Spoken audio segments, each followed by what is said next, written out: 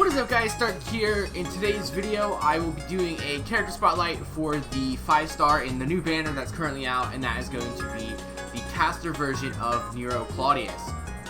So this is the third iteration of Nero that's in the game. So we have the 4-star Saber, and then we also have the 5-star Saber, Bride Nero, and this one is going to be coming out as a caster. So she'll switch from Saber to a caster, which is pretty cool. You know, you always like to have your own characters that you like with different classes. So I definitely like that the summer characters have different classes to their normal counterparts. She's actually really good. She is probably one of the better summer characters. I guess, you know, all the 5-star characters are pretty good, but I would say she's probably either the first or second best of the summer characters that are out on global, so definitely worth pulling for in my opinion. She's a little bit of a different type of caster. She's more of like a damage-oriented caster as opposed to a support caster, which most casters are, so that's cool. You get a different change of pace. For her stats, she will have 13,685 HP and 10,857 attack, ranking her 31st overall in HP and 37th overall in attack. So she's got some very good stats. Her star absorption is 51, her star generation is 11.1%, and her noble phantasm generation on her attacks is 0.4, and on defense it is 3%.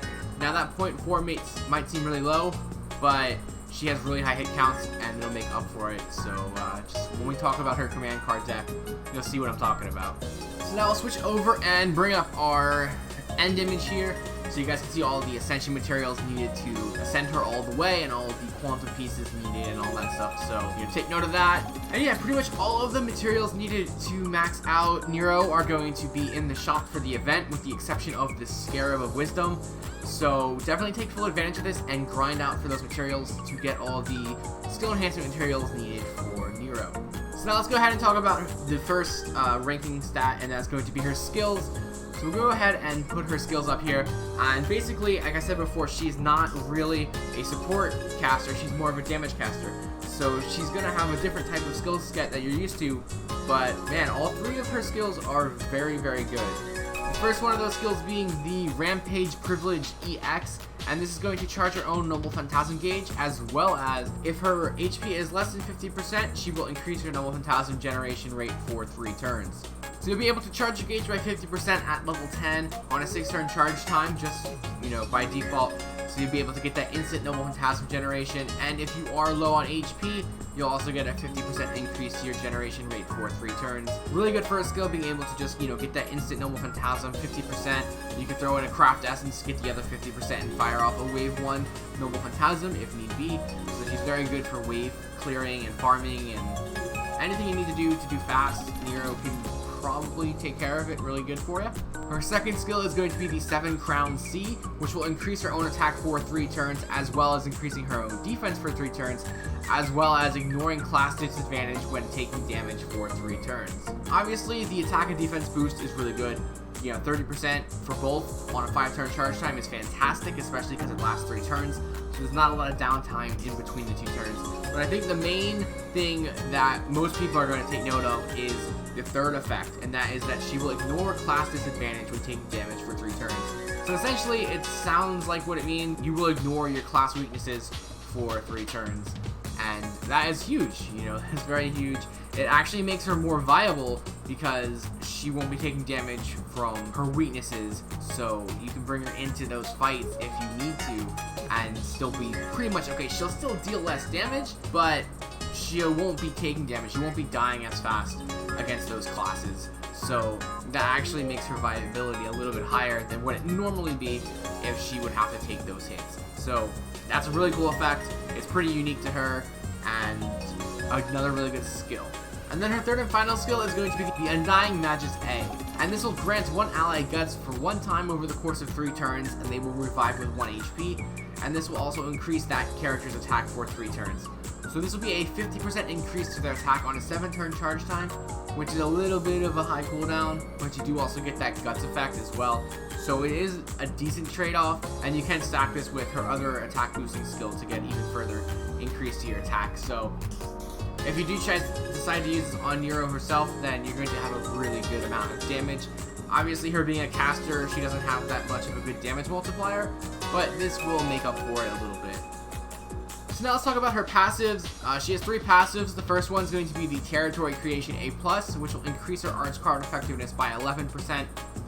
The second one is going to be the Item Construction Strange EX, which will increase her HP recovery amount by 10%. And finally, she has the Writing B, which will increase her quick card effectiveness by 8%. So yeah, overall, Nero has a fantastic set of skills. It is a little bit selfish for her skills, in the fact that most of them only target herself. But she's got 3 fantastic skills, so I really can't give this anything other than a 5 out of 5 for her skills. Fantastic skill set. Yeah, not much else to say there. I would probably go in the order of updating skills or enhancing skills. I would go with Rampage Privilege first. You know, being able to get that increase your Noble Phantasm gauge is going to be very helpful in firing off her Noble Phantasm, which is really what you want. After that, it's kind of a toss-up between the next 2, but I would go with 7 Crowns, just because that increases her own attack and it has a lower cooldown. And then Undying Magus A, just because it has a higher cooldown than 7 Crowns. That gives you an attack boost, but 7 Crowns gives you a defense boost and the class advantage removal, basically. So that would be the order I would update the skills in. So now we're going to go ahead and take a look at her command cards and her Noble Phantasm, so we can take a look at her overall damage output. For her command card deck, she'll have 1 quick, 2 arts, 2 busters, and she's got some really good hit counts. 4 on the quick, 6 on the arts, 2 on the buster, and 6 on the extra attack. So, you know, that 0.4 Noble Phantasm generation seems a little low, but when you combo it in with her actual hit counts, she's going to be doing a lot of hits, and she'll be able to fill her gauge very easily. Not to mention, she does have that first skill, which will automatically fill her gauge and increase the generation rate if you are low on HP. As for her Noble Phantasm, she will apply Ignore Invincibility to herself for 1 turn, and she will deal damage to all enemies and also increase her Noble Phantasm strength on the overcharge. So this is just a very flat AoE Noble Phantasm that's going to do some pretty solid damage, and if you overcharge it, it'll increase the damage and then it'll also ignore invincibility. So she can get around a lot of defensive stuff and just do some pretty solid damage. Nothing special, but overall, it gets the job done. It's very good for, like I said, wave clearing, farming. Anything you need to eliminate fast, she can do. So I'm going to go ahead and play the Noble Phantasm, and then I'll see you guys here in a couple seconds. 劇場は海より来た王子総言しかして竜霊見るがよいこれぞ本物のウィルステリアスすなわち黄金劇場です Alright, so I'm back, and now for her overall damage, I'm going to give her 4 out of 5 stars. She is a caster, so she has that low damage multiplier, but other than that, she has 2 skills that can increase her overall attack, and her Noble Phantasm does some pretty solid damage, so she could do some pretty good damage. Like I said, she is a damage dealer for casters, which is actually pretty rare, so yeah, 4 stars. For her critical ability, I'm going to give her 3 stars. She really doesn't have anything for crits. She has no skills that increase her crits. She has no effects for her crits. And outside of her high hit count and decent star generation, she really doesn't have anything that can help as far as crits go. So 3 stars there, pretty average. A little bit better than average just because of her high hit counts. But you're really not going to be using her for hits or for crits. As for her Noble Phantasm, I'm going to give her 5 stars. She's got a solid actual Noble Phantasm, but she has very good Noble Phantasm generation, and she'll be able to fire off that Noble Phantasm very quickly. She also does have a first skill to instantly charge her Noble Phantasm, as well as increasing the generation rate. So you shouldn't have any issues getting Nero's Noble Phantasm charged, and you'll be able to use it multiple times in the fight pretty easily. So easy 5 stars in my opinion. For her survivability, I'm going to give her 4 stars. She really doesn't have much as far as evading attacks or ignoring attacks. She does have that guts to kind of keep her alive, but she does have a defensive skill as well, so she'll be able to take a few hits as well as getting rid of that class disadvantage.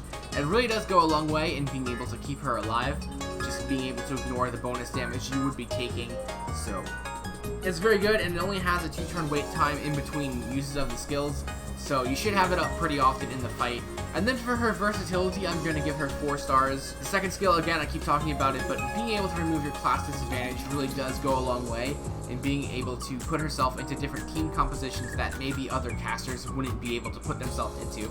And she is also very good for farming and wave clearing, so that adds a few points there. So nice, even 4 stars. And that will give her overall ranking a 4.2 out of 5. She's a very good character, and she's Nero, so that should be enough for you to pull for her. But that's it, guys. I am done with this character spotlight. It did come out a few days later than I expected. I do apologize for that. But it's here now, and the other summer characters will be following her shortly. So thanks for watching. If you did like the video, feel free to like, comment, and subscribe. And as always, I have the links below to my Twitter, Twitch, Patreon, and Discord.